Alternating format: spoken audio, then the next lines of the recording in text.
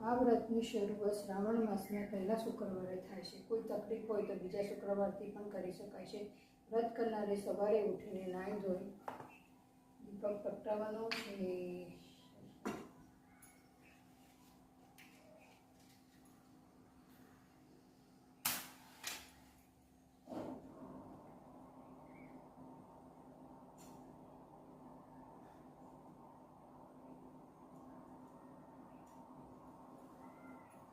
મેં ઘોડિયું બનાવી લીધું છે।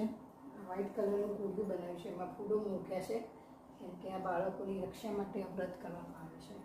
વ્રત કરનારે સવારે ઉઠી સ્નાન કરવું, 5 દિવેટનો દીવો કરવો, ભક્તિપૂર્વક વંદન કરી ભગવાનની પ્રાર્થના કરવી, પાટલા ઉપર દીવો મૂકીને પત્ર, પુષ્પો, ચોખા, કંકુ વગેરેથી જયવંતિકા દેવીનું પૂજન કરવું અને કથા વાર્તા કરવી। એ દિવસે પીળા વસ્ત્રો પહેરવા નહીં,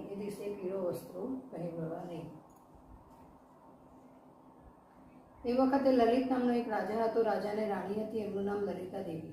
રાજા અને રાણી સર્વ વાતે સુખી હતા, પરંતુ એક વાતે દુઃખી હતા। એમને શેર માટેની ખોટ હતી, એમને પણ સંતાન નહોતું, તેથી એની ચિંતામાં રાણી અડધી થઈ જતી હતી। એક દિવસની વાત છે, રાણી ઉદાસ પોતાના ઓરડામાં બેઠી છે। એવામાં રાણીની એક દાસી ત્યાં આગળ આવી ચડી અને દાસી સુવાણીનું કામ કરતી હતી। આ દાસીએ રાણીને ચિંતામાં બેઠેલી જોઈને કહ્યું, રાણીબા, તમે શા માટે આટલી બધી ચિંતા કરો છો? તમે આજ્ઞા કરો તો હમણાં ઉપાય બતાવું। બોલ, શો ઉપાય છે?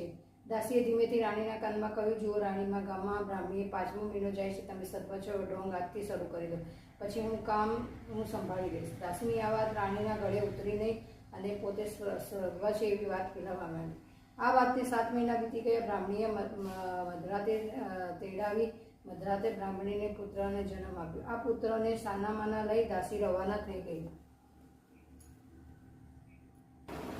ગાઈસ, તમે બધા આરતી લઈ લો।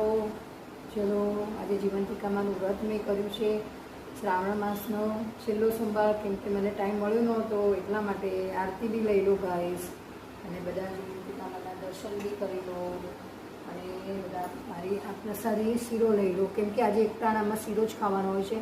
પીળી વસ્તુનો ત્યાગ કરવાનો હોય છે, પીળી વસ્તુ કોઈ પણ ખાવાની હોતી નથી, માટે આજે આ શીરાથી જ મારે પેટ ભરવાનું છે, બીજી કોઈ વસ્તુ આજે ખાવાની નથી।